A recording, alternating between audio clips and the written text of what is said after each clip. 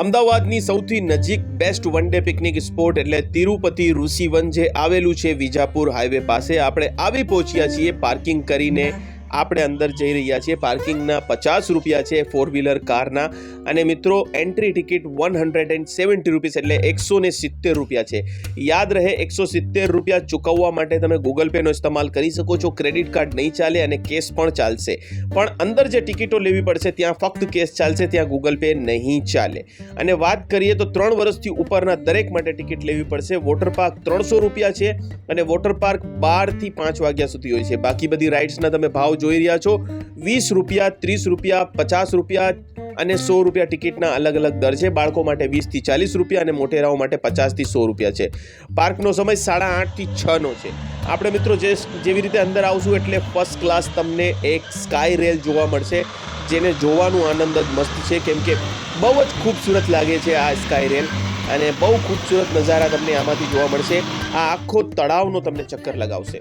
અને મિત્રો આ એક કમ્પ્લીટ એડવેન્ચર પાર્ક એટલે છે કે અહીંયા 7 અજાયબીઓ આવેલી છે. એમાંથી એક છે આપણું તાજમહેલ, એક સ્ટેચ્યુ ઓફ લિબર્ટી, એફેલ ટાવર અને એવી બીજી ઘણી બધી અજાયબીઓ અહીંયા આવેલું છે. શહીદ પાર્ક આવેલું છે.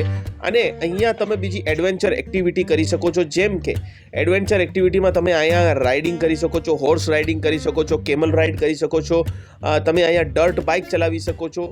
એટલે ઘણી બધી એક્ટિવિટી અહીંયા તમે કરી શકો છો. આપણે આ શૂટિંગ ફેબ્રુઆરી મહિનામાં કરેલું છે એટલે વોટર પાર્ક સ્ટાર્ટ નથી થયું, કેમ કે વોટર પાર્ક માર્ચ મહિનામાં સ્ટાર્ટ થાય છે.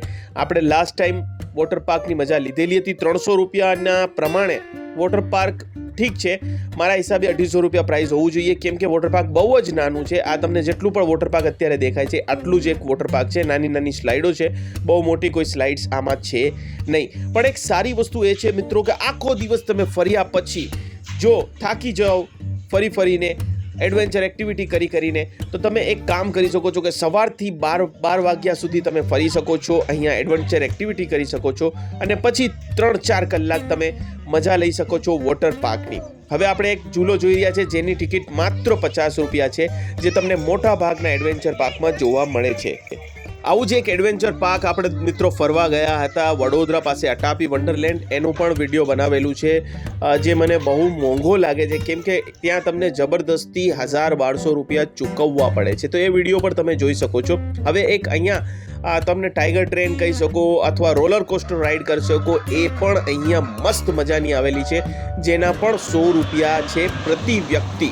મિત્રો અહીંયા આપણે ટોટલ ખર્ચાની મિત્રો વાત કરીએ તો ટોટલ ખર્ચો તમને થવાનો છે અંદાજે 170 રૂપિયા એન્ટ્રી ટિકિટ છે.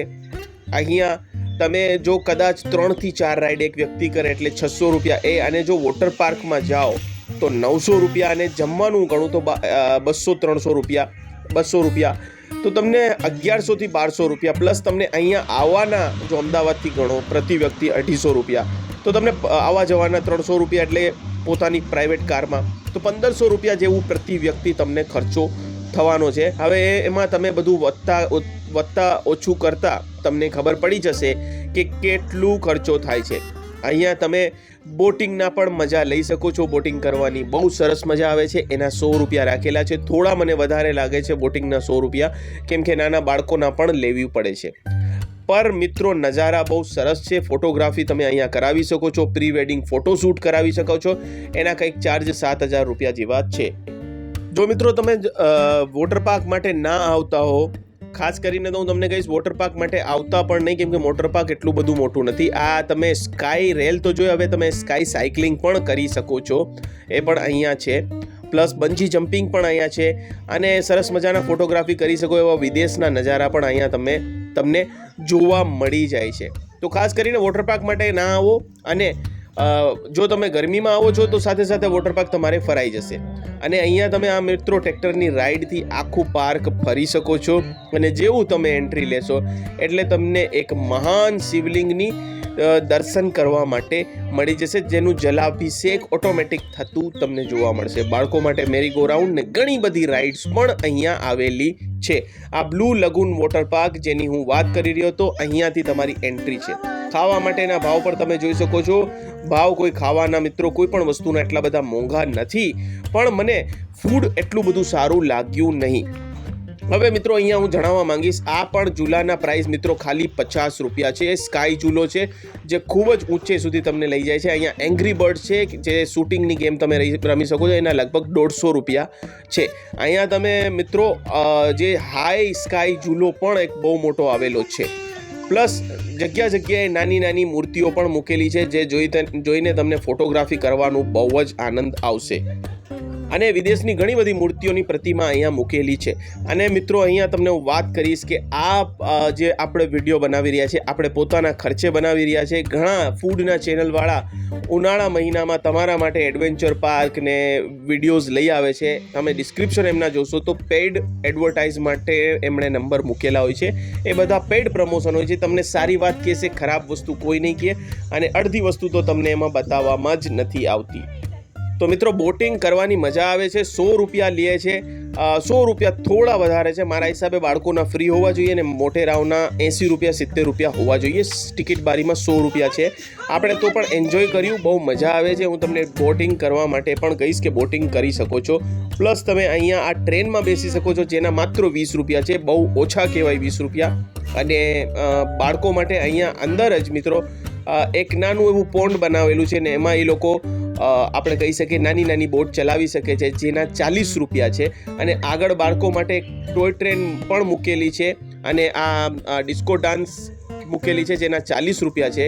તો એવી અલગ અલગ રાઇડ્સ તમને જોવા મળે છે. અહીંથી પણ લેફ્ટ સાઈડ જવાનું છે મિત્રો, જ્યાં તમને તીરંદાજી થશે, જ્યાં હમણાં ટ્રેક્ટર જશે. અને ત્યાં શહીદ પાર્ક આવેલું છે, ત્યાં ડક માટે પાર્ક આવેલું છે ને, અને ત્યાં મિત્રો ડર્ટ બાઇક તમે ચલાવી શકો છો, જે બજી કહેવાય છે, એ ચલાવી શકો છો. તો મિત્રો જે રીતે મેં તમને કીધું કે જો તમે વોટર પાર્ક માટે ના આવતા હો તો મિત્રો ઠંડીમાં તમે અહીંયા આવવાની તમને બહુ મજા આવશે. ખાસ કરીને તમને ખબર છે કે સારો મોસમ આપણા અમદાવાદ પાસે હોય છે, એ હોય છે નવેમ્બર, ડિસેમ્બર, જાન્યુઆરી, ફેબ્રુઆરી. 4 મહિનામાં તમને મજા આવશે. કેમ કે અહીંયા તમને વોટર પાર્ક નથી કરવું ને જો વોટર પાર્ક કરવું છે તો ઉનાળામાં આવો. અને જો તમારે અત્યારનું મોસમ હું કહું કે ચોમાસામાં પણ તમે અહીંયા આવી શકો છો. જો વાદળછાયું વાતાવરણ હોય તો ફરવાની પણ મજા આવશે. અને તમે ભીંજાવાથી ના ડરતા, કેમ કે જગ્યાએ આ લોકોએ મચાન મૂકેલી છે જ્યાં તમે બેસીને રેસ્ટ કરી શકો છો અને પલળવાથી પણ બચી શકો છો. એટલે એવી જગાઓ છે કે જ્યાં તમે પલળવાથી બચી શકો છો. અને ચોમાસામાં પણ ફરવાની પોતાની એક અનેરી મજા હોય છે જો લોકો ફરવાના શોખીન હોય છે એમને. હવે મિત્રો સમય થઈ ચૂક્યો છે તમારાથી અલવિદા લેવાનું. આશા કરું છું કે તમને આ વિડીયો સારો લાગ્યો હશે. તમને આ પાર્ક વિશે શું સારું લાગે છે, શું ખરાબ લાગે છે, કમેન્ટ કરીને જરૂરથી જણાવજો. અને મને રીચ આઉટ કરવા માંગતા હો તો ફેસબુક પેજ અથવા તો ઇન્સ્ટાગ્રામ ઉપર તમે મને મેસેજ કરી શકો છો. લિંક મેં ડિસ્ક્રિપ્શનમાં મૂકી દીધી છે.